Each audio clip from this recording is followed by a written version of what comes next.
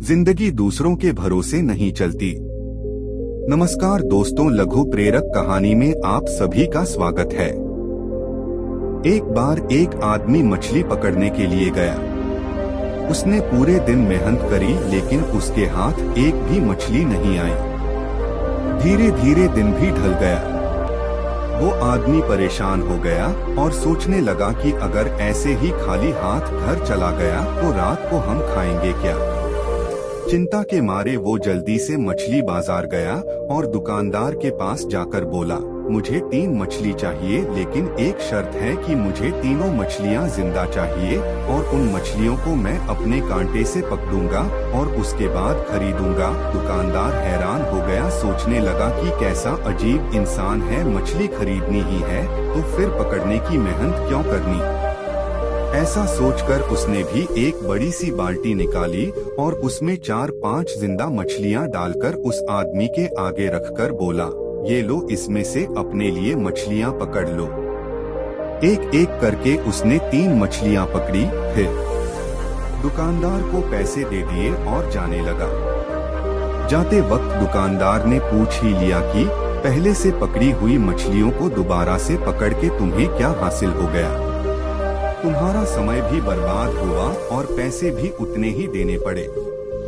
वो आदमी बोला, तुम समझ नहीं पाओगे, पर मैं किसी से झूठ नहीं बोलना चाहता। जब मैं अपने घर जाऊंगा तो मेरी पत्नी और बच्चे पूछेंगे कि आज कितनी मछली पकड़ी, तो मैं उन लोगों को ये 3 मछली दिखा दूंगा जिन्हें मैंने खुद पकड़ा है। ऐसा करके मैंने खुद को भी ये एहसास दिलाया कि आज मैं नाकामयाब नहीं रहा और कल मैं एक नई उम्मीद के साथ मछली पकड़ने निकलूंगा, ताकि मैं आज की तरह नाकामयाब ना रहूं। हीन भावना का शिकार ना बने कहानी। नमस्कार दोस्तों, खुद को हीन भावना से ग्रसित ना होने दें। प्रेरक कहानी में आप सभी का स्वागत है। एक बार की बात है, जंगल में एक बारहसिंगा रहता था। उसको अपने खूबसूरत सींगों पर बहुत ही गर्व था। जब भी वह तालाब में पानी पीते हुए अपनी परछाई देखता तो सोचता, मेरे सींग कितने खूबसूरत हैं, लेकिन मेरी टांगें कितनी पतली और भद्दी हैं। वह सोचता कि काश उसकी टांगें भी खूबसूरत होती तो वह बहुत खूबसूरत दिखता। इस प्रकार वह अपनी टांगों को लेकर बहुत हीन भावना से गिरा रहता था। एक दिन उस जंगल में कुछ शिकारी शिकार पर आए। उन्होंने जब खूबसूरत सींगों वाले बारहसिंघा को देखा तो वे उसका शिकार करने के लिए उसके पीछे दौड़े। बारहसिंघा बहुत तेज दौड़ा और शिकारियों से काफी दूर निकल गया। भागते हुए वह पेड़ों के नीचे से गुजर रहा था। तभी अचानक बारहसिंघा के सींग एक पेड़ की शाखा में अटक गए। बारहसिंगा अपने सींग छुड़ाने की भरपूर कोशिश कर रहा था, लेकिन सींग नहीं निकल पा रहे थे। इधर शिकारी लगातार निकट आते जा रहे थे। खूब कोशिश करने के बाद बड़ी मुश्किल से उसने अपने सींग छुड़ाए और वहां से जान बचाकर सुरक्षित स्थान पहुंचा। अब बारहसिंगा सोचने लगा, मैं भी कितना बड़ा मूर्ख हूँ। जिन सींगों की खूबसूरती पर मैं इतना इतराता था, आज उन्हीं की वजह से मैं भारी संकट में फंस गया था और जिन टांगों को मैं भद्दी कहकर कोसा करता था, आज उन्हीं टांगों ने मेरी जान बचाई है। शिक्षा दोस्तों, इस दुनिया में कोई भी इंसान परफेक्ट नहीं है। हर किसी में कुछ ना कुछ कमी जरूर है, लेकिन हमको इस कमी को लेकर हीन भावना का शिकार नहीं होने देना है। आप जैसे भी हैं, सर्वश्रेष्ठ है। खुद से प्यार करें। यकीन मानिए, यह कमी भी आपकी मजबूती बन जाएगी। जीवन के संघर्ष कहानी। नमस्कार दोस्तों, हमारे जीवन के संघर्ष की कहानी में आप सभी का स्वागत है। एक बार की बात है, एक छोटा सा परिवार था। वह परिवार बहुत ही दयनीय स्थिति से गुजर रहा था। परिवार हर समय संघर्ष कर रहा था। एक समस्या के हल होने पर दूसरी समस्या पीछे पड़ जाती थी। इन संघर्षों से थककर परिवार के एक छोटे बच्चे ने अपने पिता से शिकायत की, अब मैं जिंदगी के इन थपेड़ों से थक चुका हूँ। हर रोज के संघर्ष से तंग आ चुका हूँ। मुझे अपना भविष्य अंधकार में दिखाई दे रहा है। उसका पिता एक पेशेवर रसोइया था। वो लड़के को रसोई घर में ले आया। उसने पानी से 3 घड़े भरे और तीनों को चूल्हे पर रख दिया। जब तीनों बर्तन में पानी उबलने लगा तो उसने एक बर्तन में आलू रखे, दूसरे बर्तन में अंडे और तीसरे बर्तन में कॉफी बीन्स। तीनों बर्तन को उबालने दिया। बेटा बेसब्री से इंतजार कर रहा था, सोच रहा था कि उसके पापा क्या कर रहे हैं। 20 मिनट के बाद वह बर्नर बंद कर दिया। उसने आलू को बर्तन से बाहर निकाला और एक कटोरे में रखा। उसने अंडों को बाहर निकाला और उन्हें एक कटोरे में रखा। फिर उसने कॉफी को बाहर निकाला और एक कप में रखा। लड़के की ओर मुड़कर उसने पूछा, बेटा तुम क्या देख रहे हो? आलू, अंडे और कॉफी, उसने झट से जवाब दिया। करीब से देखो और आलू को छुओ। लड़के ने छुआ और कहा कि आलू नरम हो गए हैं। फिर उसने लड़के को एक अंडा लेने और उसे तोड़ने के लिए कहा। खोल को तोड़ने के बाद उसने कठोर उबले हुए अंडे को देखा। अंत में उसने लड़के को कॉफी पीने के लिए कहा। इसकी मस्त सुगंध उसके चेहरे पर मुस्कान ले आई। पिताजी, इसका क्या मतलब है? लड़के ने पूछा। फिर पिता ने समझाया कि आलू, अंडे और कॉफी बीन्स, इन तीनों को एक ही प्रतिकूलता यानी उबलते पानी का सामना करना पड़ा और हर एक ने अलग तरह से प्रतिक्रिया दी। आलू मजबूत कठोर था, लेकिन उबलते पानी में यह नरम और कमजोर हो गया। अंडा नाजुक था, जिसके अंदरूनी भाग की रक्षा एक पतला बाहरी आवरण कर रहा था। उस उबले पानी में अंडे के अंदर का हिस्सा सख्त हो गया। इसी प्रकार कॉफी बीन्स भी अलग थे। उबलते पानी के संपर्क में आने के बाद इन्होंने पानी को बदल दिया और जबरदस्त कॉफी बनाई। उसने अपने बेटे से पूछा, कुछ तुम किस तरह के हो? जब प्रतिकूलता तुम्हारे दरवाजे पर दस्तक देती है तो तुम कैसे प्रतिक्रिया देते हो? क्या तुम एक आलू हो या एक अंडा या फिर कॉफी बीन्स हो? कहानी की शिक्षा। जीवन में हर रोज नई नई चीजें हमारे आसपास होती हैं, लेकिन केवल एक चीज जो वास्तव में मायने रखती है वह यह है कि आप इस पर प्रतिक्रिया कैसे करते हैं और इनसे क्या फायदा उठाते हैं। जीवन के सभी बदलाव को अपनाएं और आने वाले उन सभी संघर्षों का सकारात्मकता के साथ सामना करें। नई प्रेरक कहानी। नमस्कार दोस्तों, ज्ञान से भरी कहानी में आप सभी का स्वागत है। एक बार की बात है, एक गांव में एक लड़का नाम के साथ काम करता था।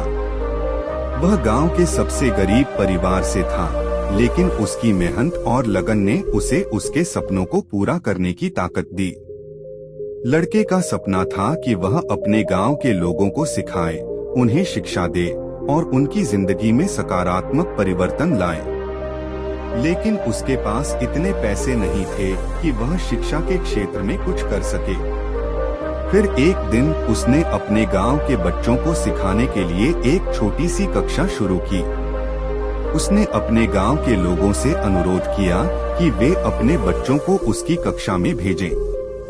पहले कुछ लोग हंसते हुए उसका मजाक उड़ाते रहे, लेकिन उसने हार नहीं मानी। उसने अपनी कक्षा को एक सर्कल में बैठाया और उन्हें खेल खेल में पढ़ाने लगा।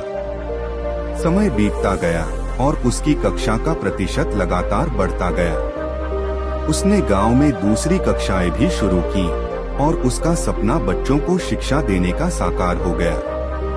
धीरे धीरे उसके कक्षा की महत्ता को गांव के लोग भी समझने लगे।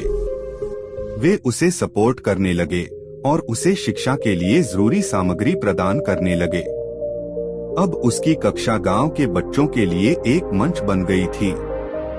उसके बाद उसने एक स्कूल शुरू किया, जिसमें उसने गांव के बच्चों को शिक्षा देने के लिए मुफ्त में उनकी मदद की।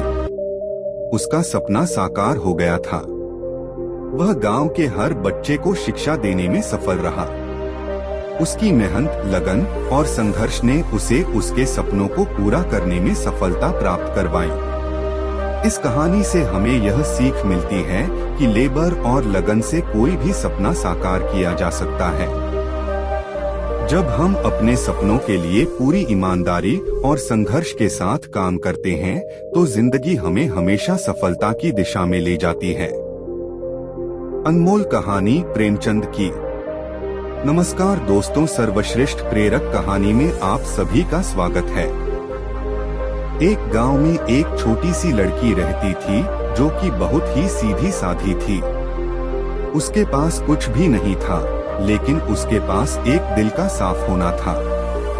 वह हमेशा दूसरों की मदद करती थी और सभी उसे बहुत पसंद करते थे। एक दिन उसने एक दुकान में एक सोने का आभूषण देखा और उसे खरीदने के लिए अपनी माँ से पैसे मांगने लगी। उसकी माँ ने उसे बताया कि वह इतने पैसे नहीं हैं और उसे खरीदने के लिए उसे अपने नायनों में से कुछ बचत करनी चाहिए। लड़की ने अपनी माँ की सलाह मानी और अपनी नायनों में से कुछ पैसे बचाए। लेकिन जब उसने दुकान पर जाकर आभूषण खरीदने के लिए पैसे दिए, तो वह दुकानदार ने उसे कुछ भ्रमित किया और उसे कम पैसे में ही आभूषण बेच दिया।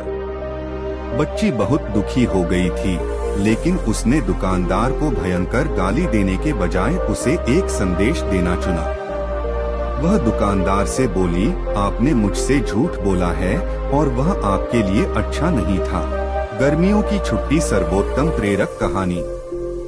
नमस्कार दोस्तों, ज्ञान से भरी कहानी में आप सभी का स्वागत है।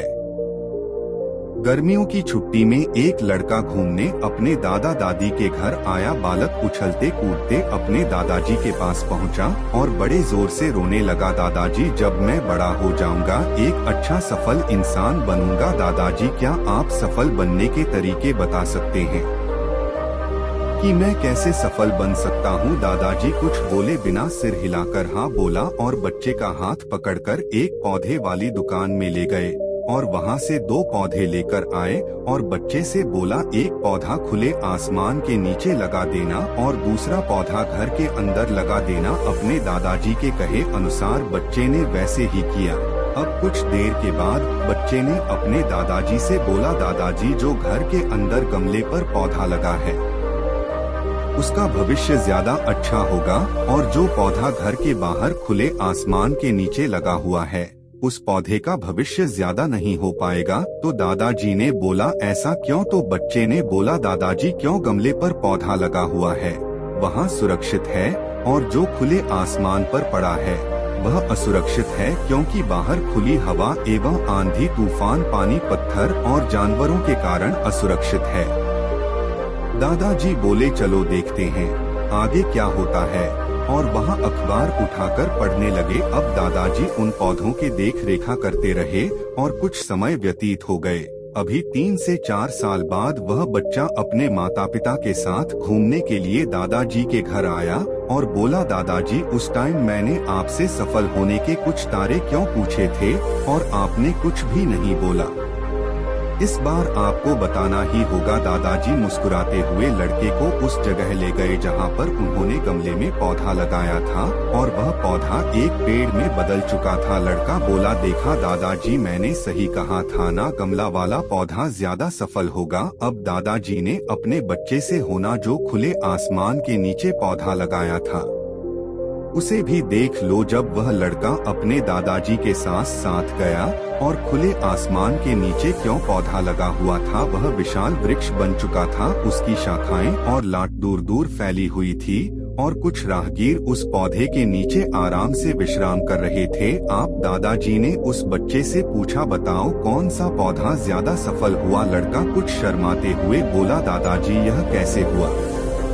बाहर कितने खतरों का सामना किया होगा? दादाजी ने बोला, बेटा जब तक खतरों का सामना व्यक्ति नहीं करता तो वहाँ सफल नहीं हो सकता। बाहर वाले पौधे के पास आजादी थी और पौधा अपनी शाखाएं कितने भी फैला ले आसमान में अपनी शाखाएं को बढ़ा सकता है।